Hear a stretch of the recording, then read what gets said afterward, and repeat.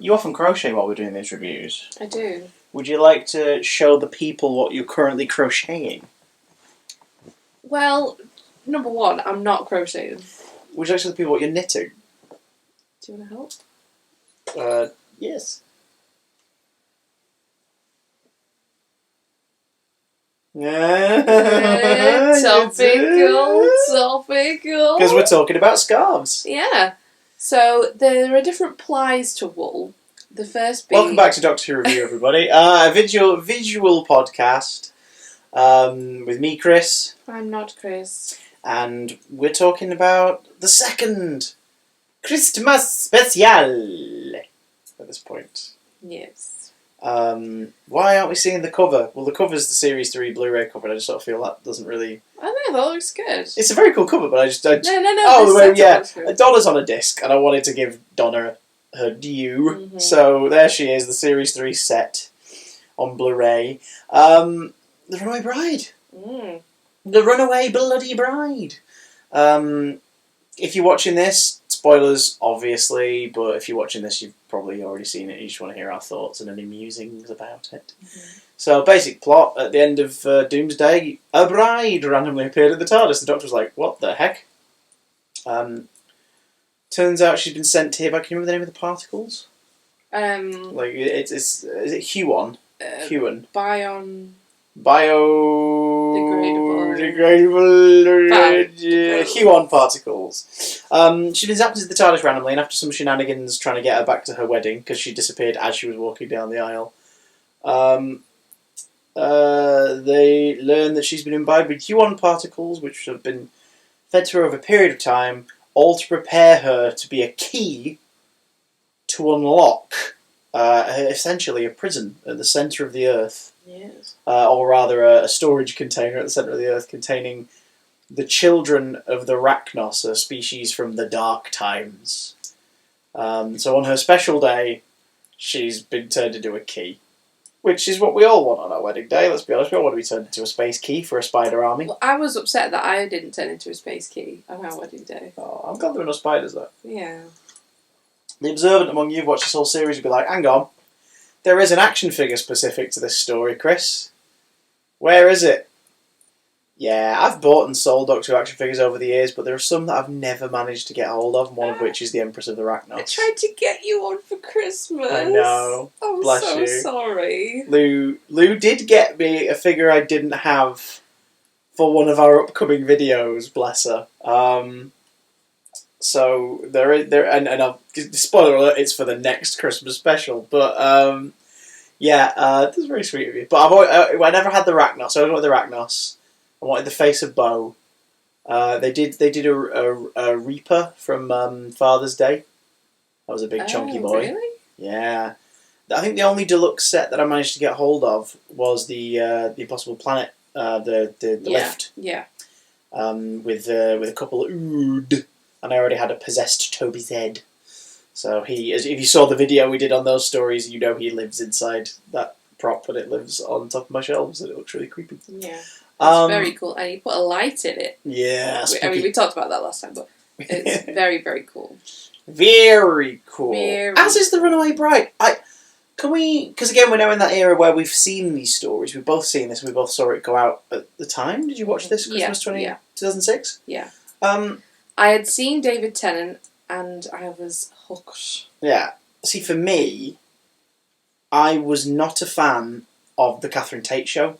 Around 2006, I was 15, so around 2006, I was really I'd grown up on very kind of silly comedy, like The Goons and Monty Python, Morecambe and Wise, and I'd started in my teens to get into slightly more twisted stuff, and there was a few programmes around the turn of the millennium that catered toward that, things like The League of Gentlemen, The Mighty Boosh, Snuffbox, Monkey Dust, like shows like that really sort of catered to my sensibility, so I'd really enjoyed the first series of Little Britain, but as soon as the second started, I was like, this is the same.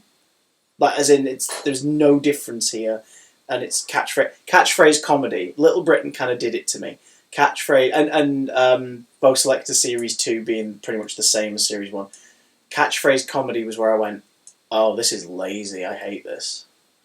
So I watched one episode of the Catherine Tate show and made up my mind. I was just like, no, don't need this. Don't need this. Now, I've seen sketches and stuff from it since, and it's funny.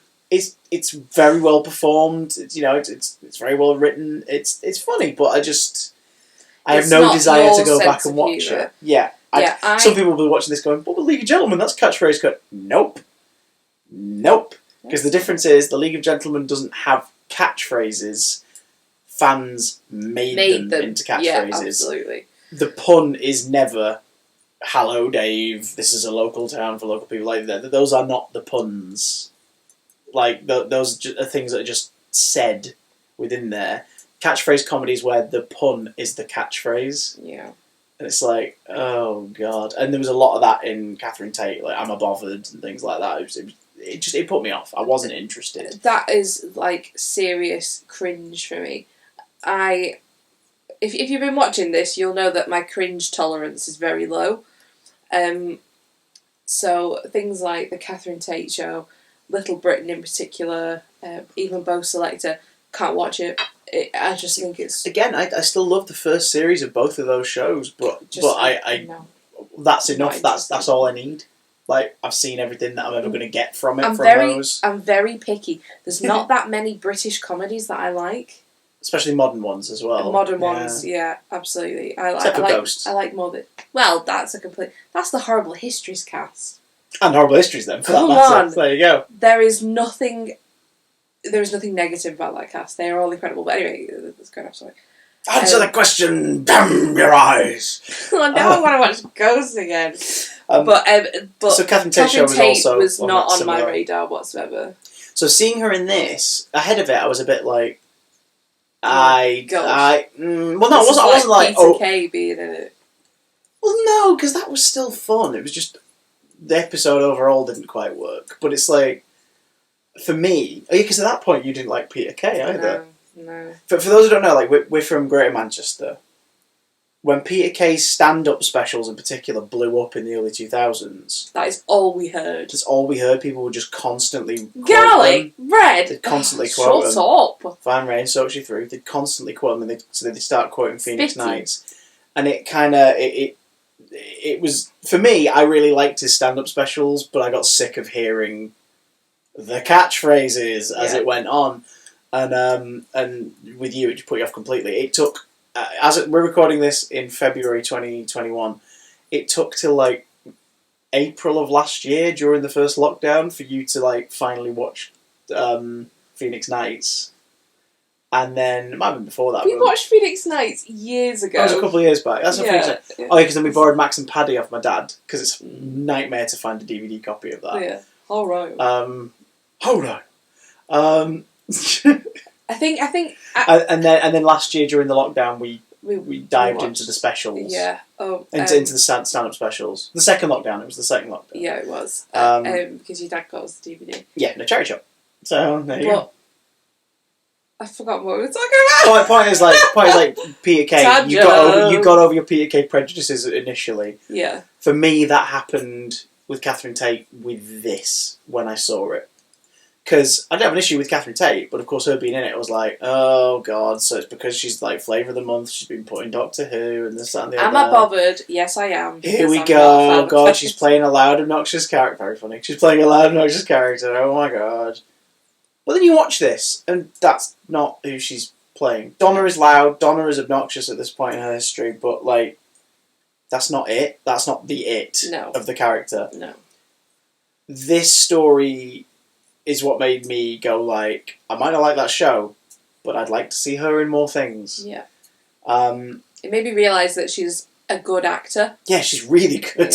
Yeah. And again, she gets to flex that later, but we're not going to talk about Series 4, because we'll talk about that when we get to it. Mm-hmm. This, as of this moment, was the only adventure Donna was in, and as far as I'm aware, this was it. And then later on they changed their plan and she was all game for it and whatnot. What do we like about The Runaway Bride? I freaking love the way Christmas is presented in this one. Yeah. As in, oh, it's Christmas. Oh, right. Do you know what I mean? It just happens to be set on Christmas Eve. Yeah. It's like, fair enough, sure. And the Doctor being surprised that she's having a wedding on Christmas Eve, and she's just like, "Well, I never really liked it." Besides, I want to spend Christmas Day is going to be the first day of the honeymoon. She should be off in like Marbella or whatever, like getting a tan, Bermuda, getting drunk. So it's like, yeah, fair enough. But it does give us an excuse to see the pilot fish come back. Yeah. Or as they're renamed in this, the roboforms. Because Last Christmas is a film and a song. Now, Last Christmas, the roboforms showed up because the Sycorax were on their way and you know, they'd got a whiff of the regeneration energy, so they'd rocked up to try and nick that before the Sycorax arrived and potentially screwed up the planet. And they disguised themselves as like tin Santas with weapons and... They had a Christmas tree that spanned, demolished half of Jackie's flat and things like that. That was scary. In this one, I love their design in this. Yeah. That Auton-like plasticky face. That's what it made me think of very much. There's a massive homage, isn't there? Yeah. In the taxi, when Donna pulls the mask off to reveal the robot head underneath, and it's like, oh my god, it's a Terror of the Autons reference with the policeman. Cool. Yeah. Brilliant. But like, yeah, I love the design. I think they look proper spooky. And I like the robot design like underneath because they're just a very basic. They look robot. like a Pokemon. Oh, which one is it? It's not Kakuna.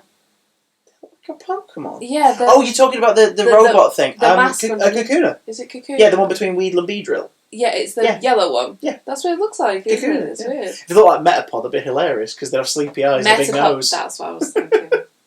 But yeah, the roboforms have a nice, interesting, simple design. Although they cheat a bit later on, don't they? When we see them not in disguise as Santa, it's just, well, what's the rest of it going to like? Just give him a black cloak. Give him a black cloak, and that way we don't have to come up with a costume. Sure, but they still look good, and it gives us an excuse for the bit where the Doctor disguises himself as one. Yeah. The Arachnos addresses him, and it just tilts its head, and you're like, well, that's the Doctor, isn't it?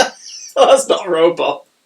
But I like their design. I like the continuation of the weapons. I love the fact they've got a freaking Nintendo 64 controller. Cute. As a remote control. Or is it a first Xbox controller? It's one of them. Basically, it's a very obvious games controller, made even more obvious when you see the close-up of it. And it's got like the L and R on the front triggers still. And it's like, oh, bless. Painted bronze. They couldn't come up with other buttons. Bless them. Sometimes robots need to know what's left and what's right. It minimises risk. The way they're brought into great because you first see them, you're like, oh, of course there are robot Santas in this because it's Christmas and they did that last year, so I guess this is tradition. But then the Doctor makes a point of like, oh no, these have been nabbed. Like someone's nabbed these and has reprogrammed them. Mm. So these aren't here to take advantage of a situation. They're doing the bidding of whatever is behind Donna's poisoning and everything. Yeah. We still get some Christmas gimmicks at the wedding reception. You had the wedding reception without me. I completely understand that. That's really cruel. It's horrible. Like they make the point as well of like, but you know, it's already paid for, and it's Christmas, isn't it? And she was busy. It's like she disappeared. But I think by that point they'd all just sort of assumed she was pulling a prank or something. Yeah, but she disappeared. She didn't. Even her mum said she didn't run away. She disappeared. But no one takes it seriously. Like even the cameraman, I can't remember the name of that actor, but he's bloody great whenever he rocks up and stuff. Got his name, Rodri. Oh, Rodri Mailer plays Rodri. There you go. He's got the same name as his character. Yeah. The cameraman. He even he's like, I don't know if she did it, but it looks really good. She fooled me, that's pretty good. I can't see how she did it. And it's just like, everyone's just assumed Donna's playing a joke on everybody. Except Lance obviously must secretly be shitting himself. More than he was before. Yeah, so like in that one, the Doctor's like, get away from the trees! Because obviously he's assuming it's killer Christmas trees. And it's not. It's floating, exploding grenade baubles. Which is very cool. Which is very cool. So let's talk about Donna. Donna's a temp in Chiswick. She works for H.C. Clements, which we learn is an insurance firm, but it's actually a front company for it's what not insurance, it's like security. Security, yes. Well, yeah, security and all that sort of stuff, isn't it? But it's a front company for Torchwood. Although it's still running, because it obviously has legitimate businesses now, but like it's still running despite Torchwood 1 having fallen. Like, they make a point of saying after the events of the finale of the last series, Torchwood 1 is gone. Or at least is, like, in hiding, retreating, trying to rebuild itself. But it means that the company, unbeknownst to its employees, has access to, like, lab space in the lower basement, further down, headed toward the Thames barrier, where Huon particles are being harvested. Donna is... how to put this? She's sort of a lovable arsehole. Yeah. Really. Yeah. Like, you can't be mad at her for being pissed off on her wedding day that all this stuff's happening. Absolutely not. But at the same time, she's not, like, the sharpest tool, and she's not necessarily the most rational person anyway. Yeah. Which is sort of great for the first initial scene with her and the Doctor, because, like, anyone else would get on board the TARDIS having just been zapped to be like, what's happening? Oh my god, oh, what is this? What is it? And she's just like, right, take me back! I don't care what you're doing, take me back now! And she's like, oh, alright. How many girls have you done this to? Yeah, well, they do a great job in this of kind of not closing the Rose story, but establishing to the audience that the loss of Rose is deeply affecting this character. Yeah. It's not going to be like in the past where they kind of have their either sentimental goodbye or very quick, Adric wouldn't want us to mourn. Adric's dead, let's go. Adric's dead, let's bugger off. Like, they're establishing here and now, Russell and co, with the performances and the script and everything, that, no, Rose's disappearance is going to affect this incarnation quite drastically. Yeah. Which informs his rebound girlfriend mentality in Series 3. And the fact that he doesn't seem to realise that he's just brought Martha along. Just cause. Yeah. And it's which if anything, Runaway Bride really helps establish why Martha's decision at the end of Series 3 is more significant. But again, we're getting ahead. But yeah, Donna's taking no crap. And it's that fact as well that they sort of set up that they can't go back in time because, like, he's now crossed her personal timeline. Like, but he doesn't even tell her that it's a time machine. Yeah. He's just like, oh, I've heard. Right, I've heard. Apparently. Yeah. Them trying to get to the church is great because it results in the car chase along the motorway with the taxi and the TARDIS flying and those kids. Yeah, that's those kids adorable. watching and cheering along. God, that's so fun. It's so that cute. Sequence is brilliant. It is really good. I love the fact that he's controlling the TARDIS with strings strapped to several of the levers from the doorway. Well, he said, didn't he, that the TARDIS doesn't really fly.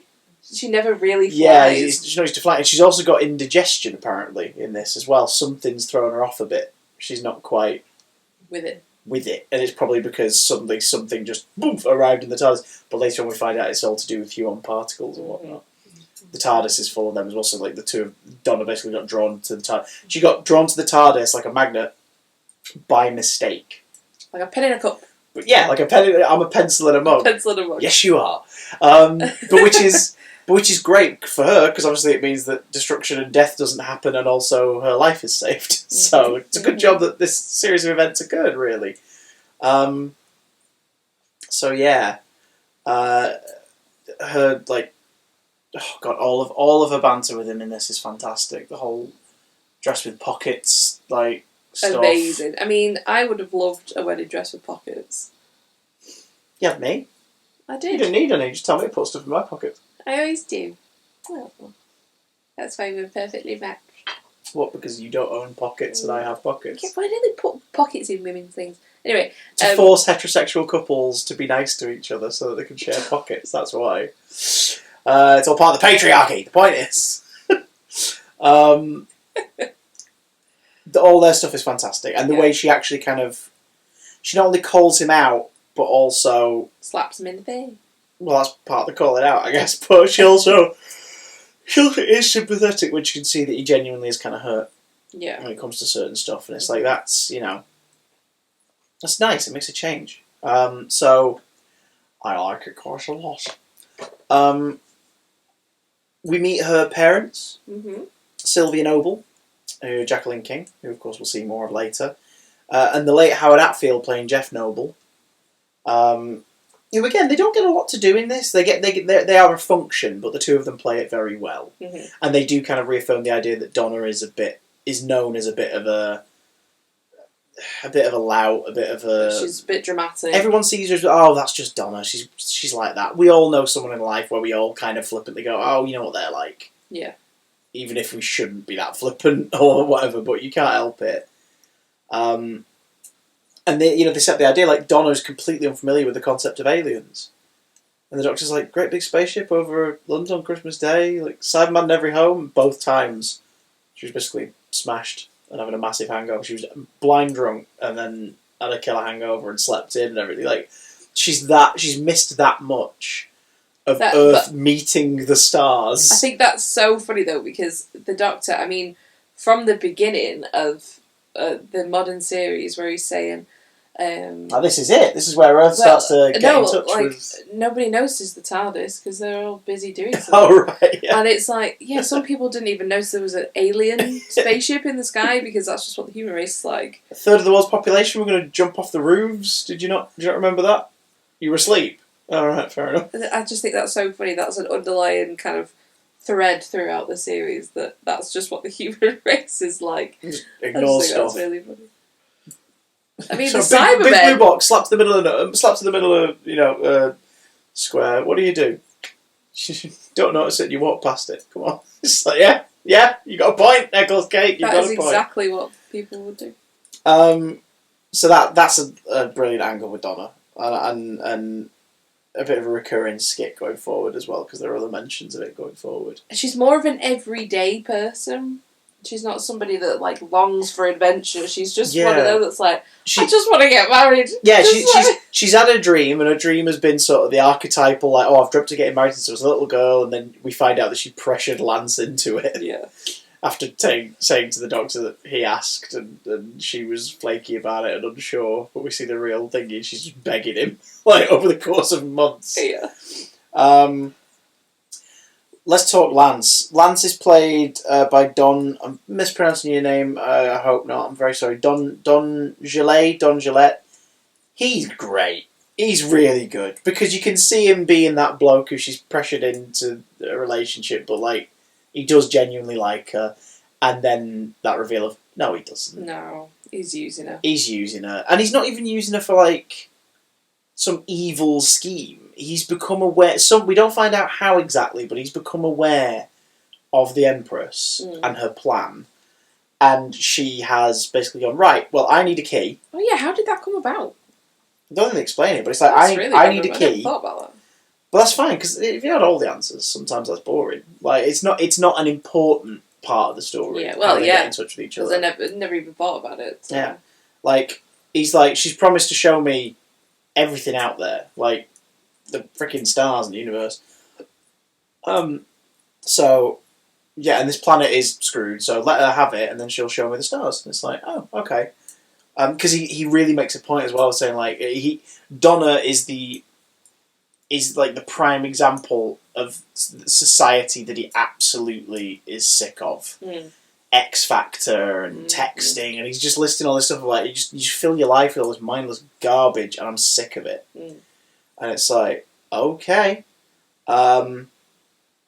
so he's teaming up with the Arachnids to do that, and the way he's done it is to turn Donna into the key. He's filled her with UON particles, but it's taken 6+ months to do it, to get her to the right level of having these particles in the system, and the way he's done it is he's made her coffee.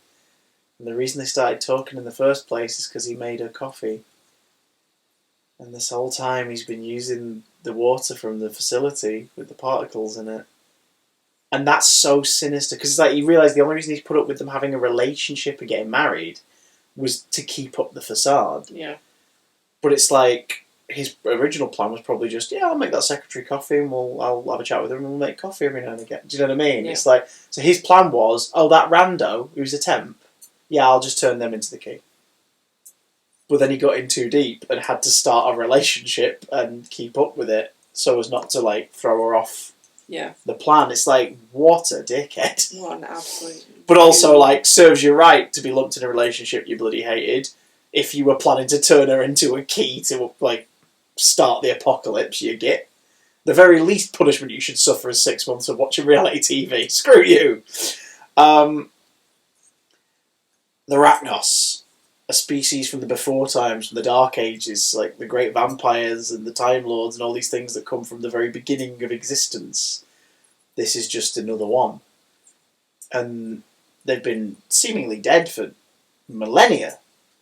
But there's a couple out there, including the Empress and her brood, which are... Well, I mean, I'll let you explain it, but, like, how genius is the idea of how they've been stored? Yeah, it's every arachnophobe's nightmare. Is that the right word? Yeah? What, every arachnophobe's nightmare is a spaceship at the centre of the Earth? Full of spiders. Alright, fair enough. But that concept, the Doctor gets to wherever he is and he opens the door and he's like, "Oh, look, Donna Noble, it's the beginning of the Earth." Which is cool. Because we've seen the amount of times he's been there, like... how did he not spot it? It's a giant spaceship. Has he been there? Yeah, he's been there. He's been there a few times. I'm sure he has. It's not the Big Bang. It is essentially. No, it's the events after that. It's the Big Bang. The Big Bang happens, and then this is the then forming of all the planets. Yeah, and everything, because the sun's just been. Yeah, because the ship is pulling everything to it, and everything is forming around it. Oh no! The ship isn't the centre of the Earth. It tucks itself in. Everything was sucking towards it, though. And that's what the Doctor said. Like that's. Oh yeah. I suppose it is, isn't it? Like it is. Like that is the piece of debris that everything starts to cling to. It's like magnetised to it. There you go. And we were saying when we were watching it, weren't we, that like in 2150 AD, the Daleks could have one hell of a surprise if the drill gets down far enough. There are a load of drowned corpses here. They have many legs. They're all filled into a ball. Someone will have to clean these up. This spaceship Earth will not be full of spider bodies. I don't like spiders. I'm an arachnophobe. Greg, can you come in with the glass? Greg with the glass. Instead of a plunger, he's just got a glass. And instead of a ray gun, it's just a big sheet of paper on a stick.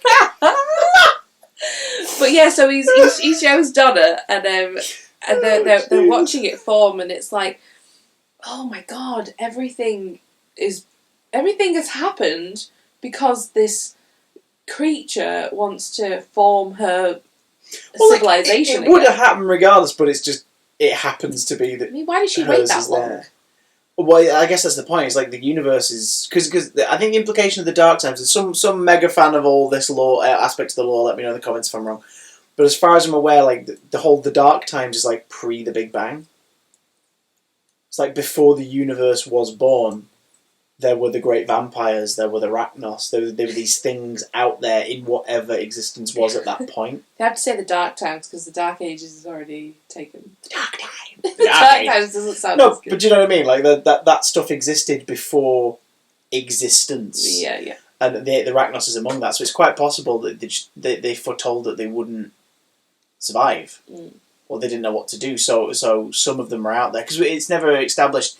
Is the Empress like the direct mother of these children, or is she just referring to them as her children because they're her species and they're ready to come? Do you know what I mean? I don't know. She's got quite a big booty, so But also, like if she was indeed like one of the before timesy creatures, then I guess she would be ancient anymore. Because we have that. Because like we've met Eternals and stuff in the Black Guardian and the White Guardian and hold on. In the one where with all they're all racing pirate ships and everything, and in Jodie's series there's the guy who gives everyone nightmares and that. Like there are Eternals out there, people who have existed since before existence. Is that the frog one?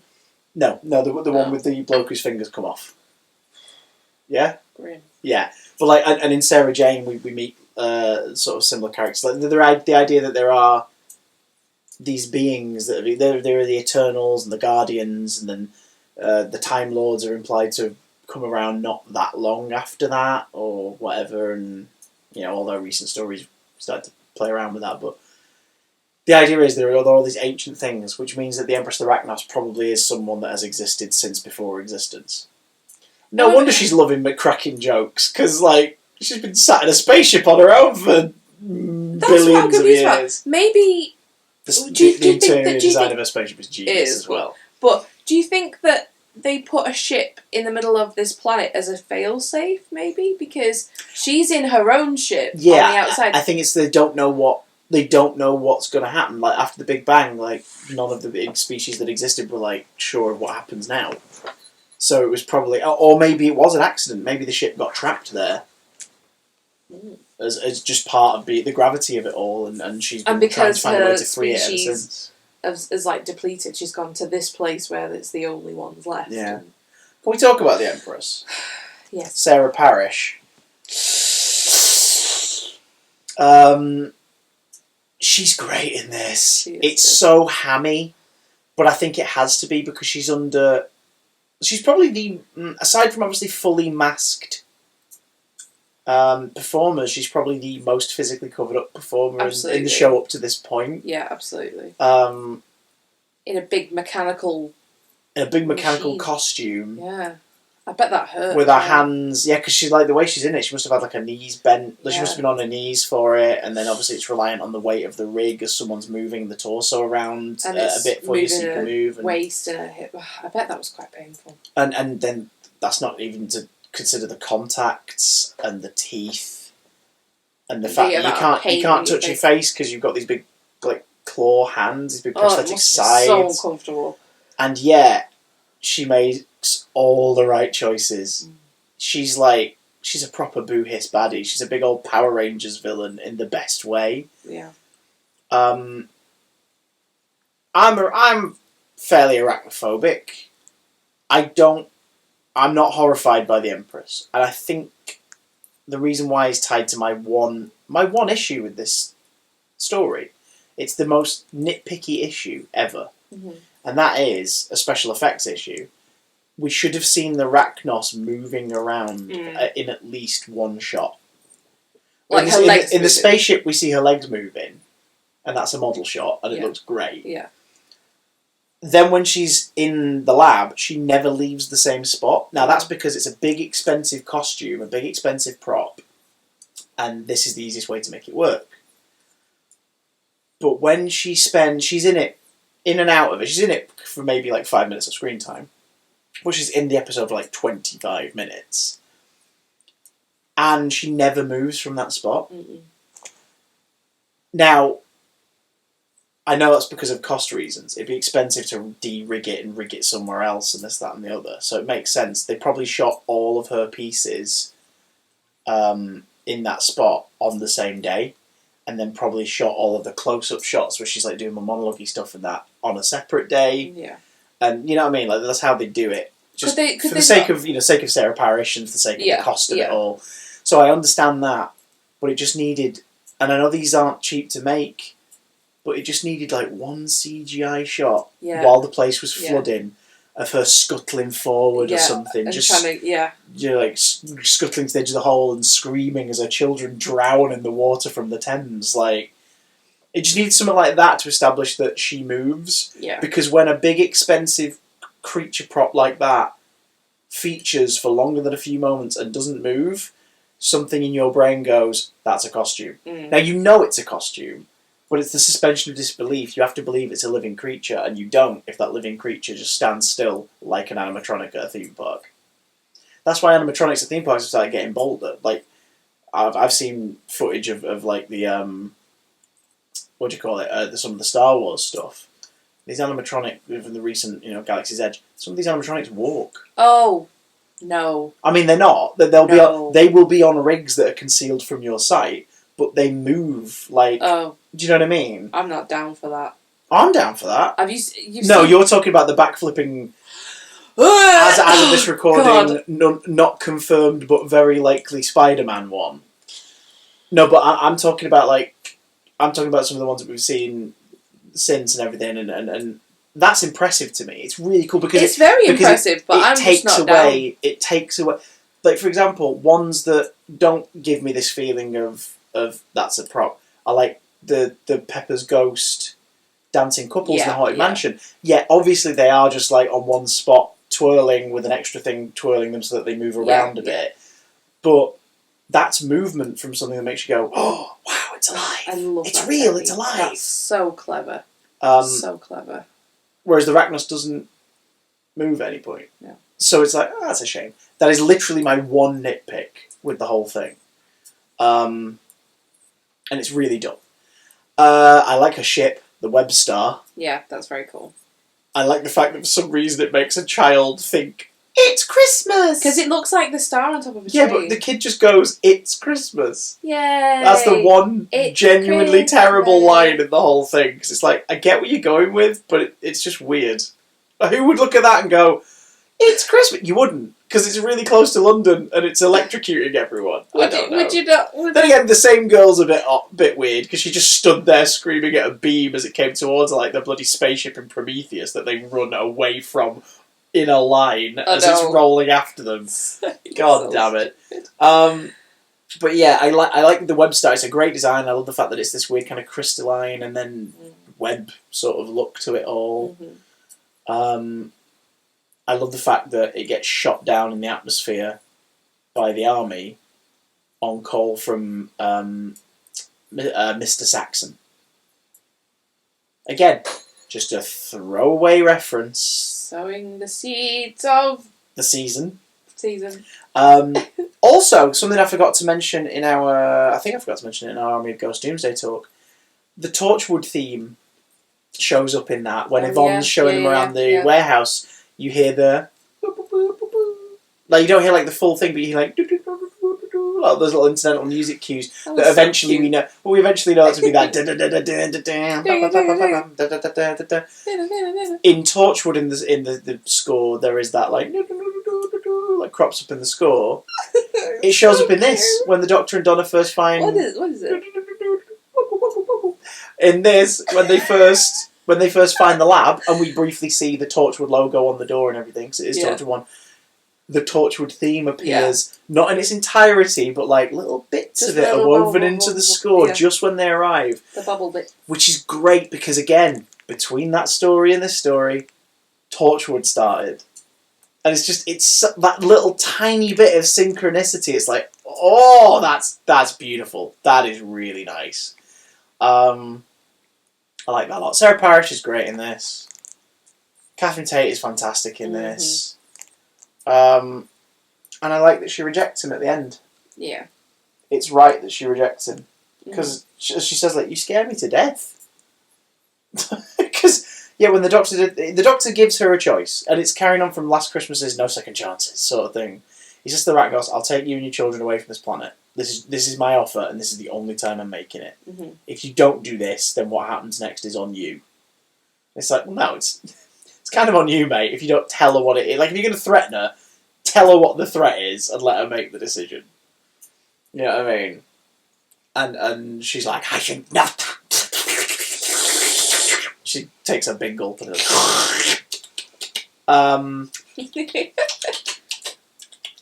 Is she a and then basically he has the flood barrier collapsing and the Thames like floods and drowns the spiders out in the hole toward the centre of the earth. Kills them. And as you pointed out, they play like childlike voices screaming. It's horrible. And I think they do that on purpose. Because it's to emphasise that what the Doctor is doing is... Cool. Like, the fact that he's staying to watch is sort of like, wow, okay. And Donna's the one who stops after the swinging moment, which is brilliant. That's hilarious. That's fantastic. And also, like, the death of Lance just before that, where the Rachnos just cuts the thread and he drops into the pit, presumably being devoured by the first lot of spiders that have started to climb upwards. Ew. Horrible. Ew. So yeah, that's just great. And then Catherine say Donna's stopping him because, of course, then when he's like, "You can come with me," and she's like, "No."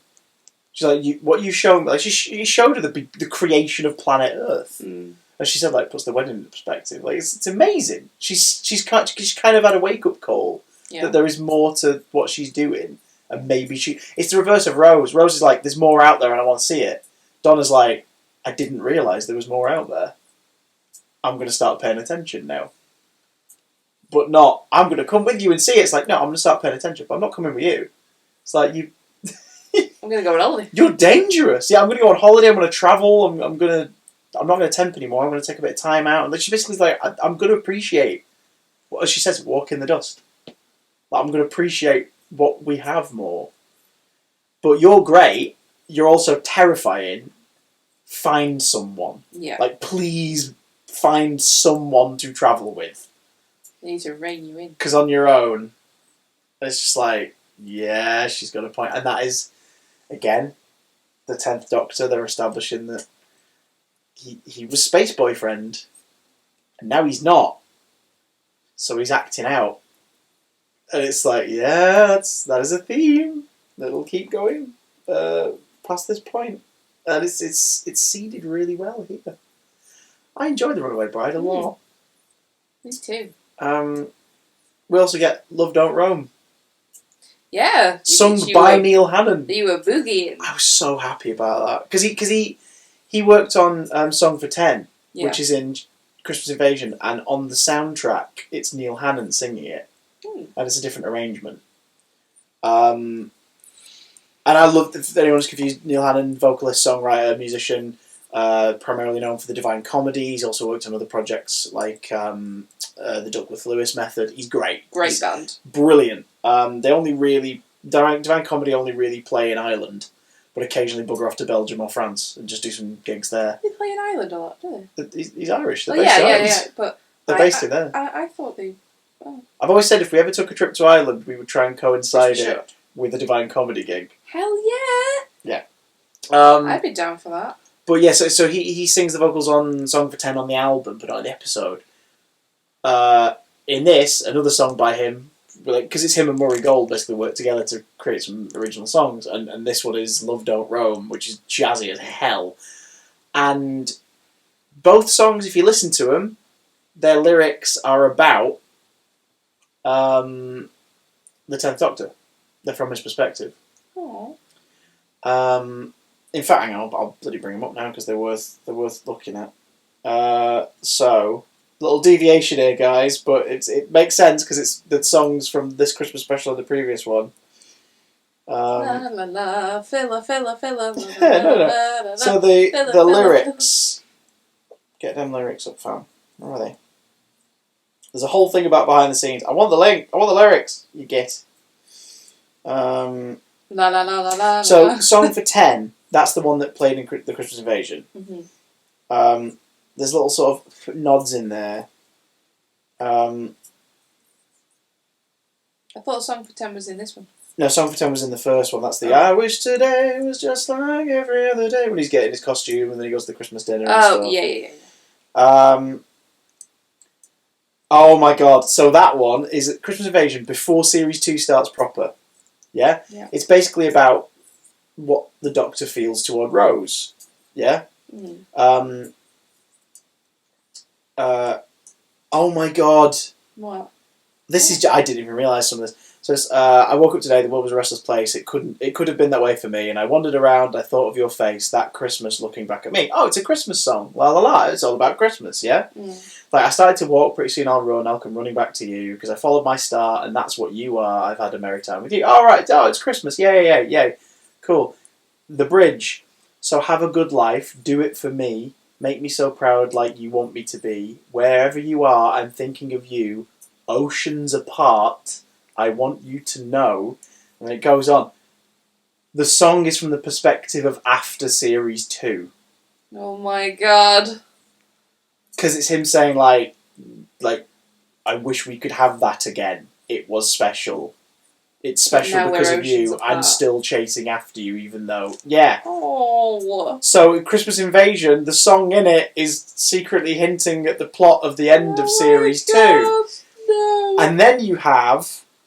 God, that's so good. Then you have Love Don't Roam. Lyrics. Song by Neil Hannon.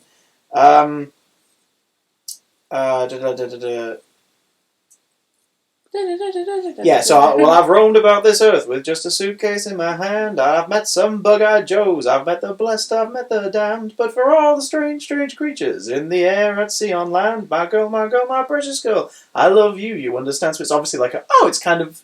Yeah. Okay, sure, okay. My body's tired of travelling and my heart don't wish to roam. I have wandered, I have rambled, I have crossed this crowded sphere. I've seen a mass of problems that I long to disappear. Now all I have's this anguished heart, for you have vanished too. Oh my girl, my precious girl, just what is this man to do? Which makes sense in this, because he's watching people dance at the wedding and he's thinking and he was back to he being was with her. back He's picture, like, he's seeing someone getting dipped and he's suddenly remembering catching her and stuff, and you're like, oh my god. You took me and you stole my heart. I cannot roam no more, because love it stays within you. It doesn't wash upon a shore. Again, more imagery of a beach, of the ocean. So it's, That's so freaking clever. And you are my shining star, going back to the being a star reference in the first song. It's so good. And the song, I love them. The songs are the songs are legitimately good songs as well. Oh my god! So I'm very happy. As you saw, it made me very happy to hear it in this, because I'm like, yay, Neil Hannon! His voice is actually in it this time. Whenever his voice crops up in something, it makes me smile. Absolutely. I mean, if you've never Father Ted, My Lovely Horse, the dream sequence version of it, it's him dubbing them. My lovely, lovely, lovely horse. If you've never listened to Divine Comedy, give them a listen, because they are fantastic. I only have good... When I listen to Divine Comedy, I think of, like, summer holidays, driving to Cornwall, and just happy times. It's just, they are National such Express, a good band. Songs of Love, Something for the Weekend. And then, like, the more modern stuff as well, like the 2000s and 2010 stuff is absolutely phenomenal. Bang Goes the Knighthood. Oh, absolutely. What an album. What an album. So yeah, they're fantastic, and Neil Hannon's wonderful, and his voice showing up in this makes me very, very happy. Yes. He shows up in an episode of Toast to London. Steve Pemberton plays a character, because in that, I don't even know what he looks like, in every episode there's a random song in every episode of Toast to London, kind of like with Snuffbox. So it's a Matt Berry thing, and Steve Pemberton plays a character in one of them, and when he starts singing, it's Neil Hannon's singing voice instead. So it's like, oh my god, two of my favourite things, Steve Pemberton and Neil Hannon, yay! That's funny. So, yeah. Speaking of League of Gentlemen, we've got Mark coming up. Because, of course, this ends with what the Christmas specials used to end with, because of how the productions work. A trailer, usually featuring footage from the first 5 or 6 stories. So, I'm excited about this upcoming series, because, I mean... Well, that trailer finished and you went, I'm really looking forward to it. Yeah, now. Martha is not my favourite companion by a long shot. Not her fault. Freema's great, but I think both of us have an issue with kind of her tone in this series. She doesn't quite knock it out of the park. I think it's hard as well. Which sucks, because Martha's story is phenomenal. Like, her actual arc is brilliant. Coming after Rose is hard, because I think Rose and the Doctor is a perfect pairing. They are considering one of her doctors is made for her. Exactly, as well. I think Rose was our main character, and they catered the Doctor's personality to fit her. They are maybe the best companion Doctor combination for you. For me, yeah.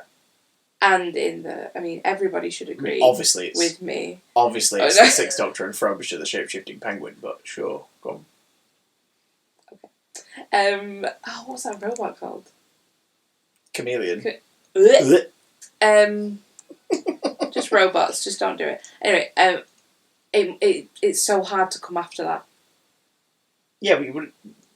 Like, you say that, but like prior to the Doctor and Rose in this marathon, for you, it was Second Doctor and Jamie all the way as your combo, right? Yeah, but no. And considering it's always been the Doctor and Rose are my favourite companion and Doctor duo.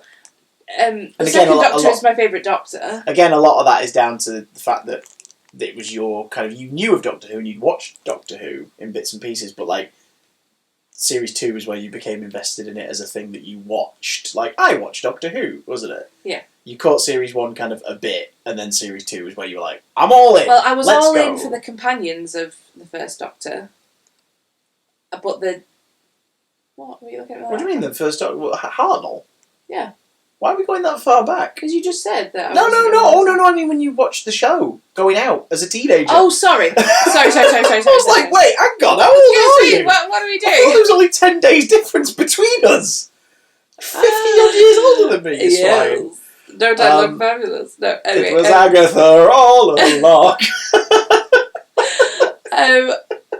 But yeah, so I think in my head, Martha coming after Rose is a bit like, oh, you'll never be Rose. So I think that's where prejudice come from. So maybe watching this now, well, yeah, because my opinion will change. For me, the character whose side I'm on in Series 3 is Martha, not the Doctor's. Yeah, well, I'm very aware that the Doctor is a... Oh, no, but I mean, you naturally side with him because he's the remaining remnant of that duo that you love so much. Yeah. And then that gets tested by a new person coming in. But I've always felt a different way about it because I've always, from the start of Series 3, been like, well, Martha's our main character now. And do you know what I mean? I'd always looked at it that way. But maybe that's also because I was already preset because of how much Doctor Who I'd consumed at that point to the idea of the companion changing. So I enjoy, I focus on them and enjoy spending time with them. I really hate change. It's just which is weird that this is one of your favourite shows then, isn't it? That's just how my brain is wired. I hate change. But I think watching this has helped me kind of get over that a little bit. Well, Sarah Jane was a bugbear for you. Yeah, exactly. So I'm looking forward to seeing how my opinion is going to change. Like, you weren't big on Sarah Jane for various reasons, and now you spent time with her chronologically. You've grown to like the character a lot, which is convenient. Because next on Doctor Who Review, similar to last episode, we're doing another retrospective. Before Series 3 of Doctor Who starts, we get a New Year's special. For a brand new show, the third show in the modern era's canon. Join us next time for the Sarah Jane Adventures retrospective, where we're going to watch Invasion of the Bane and a couple of other stories, and then just have a little chinwag about the series as a whole and our vibes on it. So yeah, considering in that episode, I might be offering quite a few unique insights, so maybe do come along and give it a little watch with your little eye holes. Because, I don't know if you know this, Christopher is Sarah Jane. No. Bye, folks. It's totally real. It's a fact. It's true. No, but I am canon. Bye, everyone!